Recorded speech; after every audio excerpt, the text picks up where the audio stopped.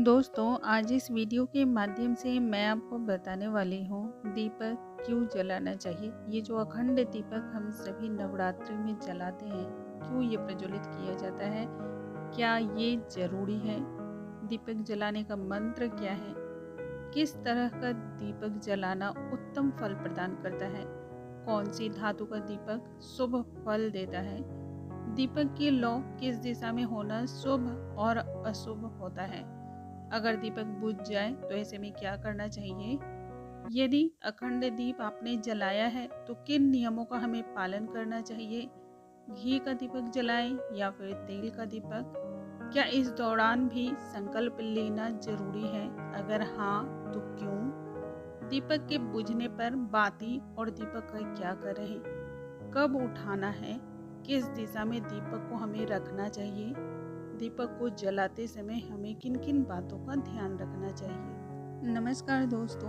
कैसे हैं आप सभी। उम्मीद करती हूँ आप सभी स्वस्थ होंगे, सुरक्षित होंगे और आप सभी को उत्तम भविष्य की कामना करते हुए आज का ये वीडियो स्टार्ट करती हूँ। हिंदू धर्म में किसी भी शुभ कार्य से पहले दीपक जलाए जाते हैं, ये बात हम सभी को पता है। सुबह शाम होने वाली पूजा में भी दीपक जलाने की परंपरा है। वास्तु शास्त्र में दीपक जलाने और उसके रखने के संबंध में कई नियम बनाए गए हैं। सबसे पहले तो हमें ये जानना बहुत जरूरी है कि नवरात्रि में अखंड दीप क्यों जलाया जाता है या फिर दीपक प्रज्वलित क्यों किया जाता है। जिस प्रकार दीप की ज्योति हमेशा ऊपर की ओर उठती रहती है, उसी प्रकार मानव की वृत्ति भी सदा ऊपर ही रहे, यही दीप प्रज्वलन का अर्थ होता है। नवरात्रि में दीपक जलाए रखने से घर परिवार में सुख शांति बनी रहती है और सभी कार्य भी सिद्ध होते हैं। इसलिए नवरात्रि के पहले दिन संकल्प करते हुए अखंड दीप को जलाना चाहिए और नियम के अनुसार उनका संरक्षण भी करना चाहिए।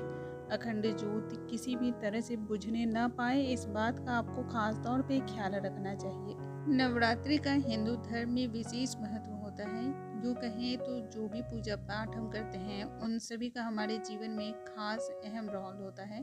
साल में वैसे हम 2 बार देवी की आराधना करते हैं। नवरात्रि के दौरान माता रानी को प्रसन्न करने के लिए कलश की स्थापना, अखंड ज्योति, माता की चौकी, ये सभी तैयारियां हम करते हैं। नवरात्रि के 9 दिनों पर हम घर पर कलश की स्थापना और अखंड ज्योत जलाते हैं। अखंड ज्योत को पूरे 9 दिन तक बिना बुझे जलाने का प्रावधान होता है।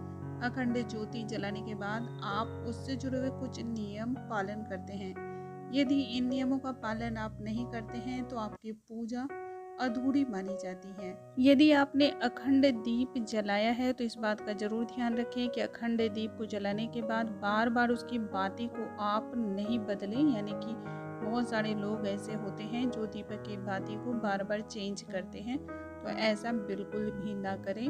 और इसके साथ ही आप यदि अखंड दीप जला रहे हों तो घर में कोई ना कोई तो होना ही चाहिए। अखंड दीप को आप यूं ही छोड़कर बाहर नहीं जा सकते हैं। दीपक को जलाते समय हमेशा इस बात का ध्यान रखना है कि दीपक के नीचे आसन देना जरूरी है।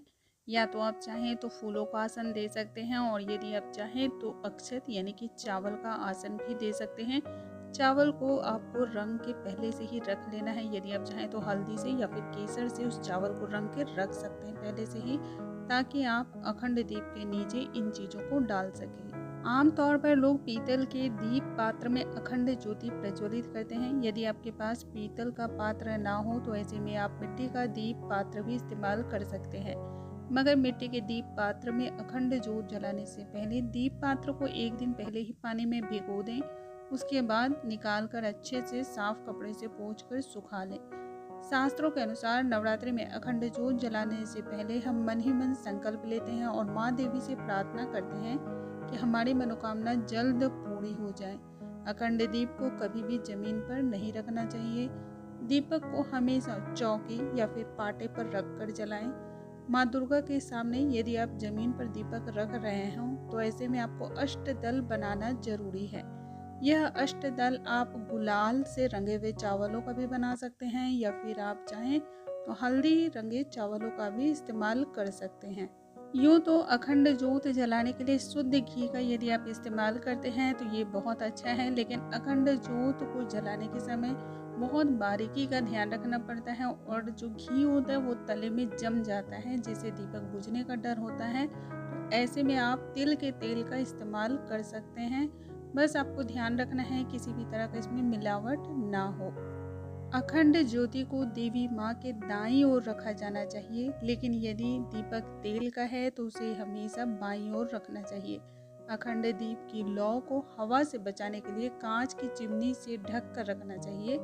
संकल्प समय खत्म होने के बाद दीपक को फूंक मारकर या गलत तरीके से बुझाना बिल्कुल सही नहीं होता है, बल्कि दीपक को स्वयं बुझने देना चाहिए। अखंड ज्योत को जलाते समय एक खास मंत्र का जाप जरूर करना चाहिए। जब आप ज्योत प्रज्वलित कर रहे हो उस समय मंत्र इस प्रकार है: शुभम करोति कल्याणम आरोग्यम धन संपदा शत्रु बुद्धि विनाशाय दीपिकाय नमोस्तुते।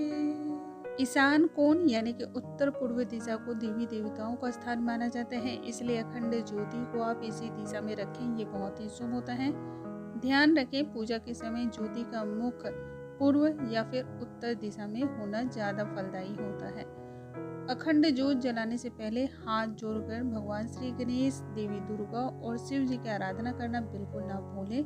दीपक प्रज्वलित करते वक्त मन में मनोकामना सोच लें और माँ से प्रार्थना करें कि पूजा की समाप्ति के साथ साथ आपकी मनोकामना भी पूर्ण हो जाए।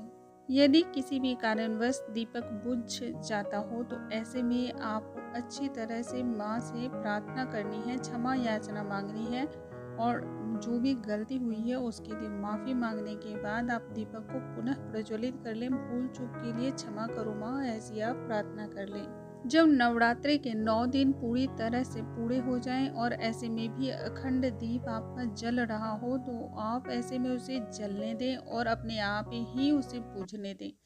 गलत तरीके से बिल्कुल ना बुझाएं।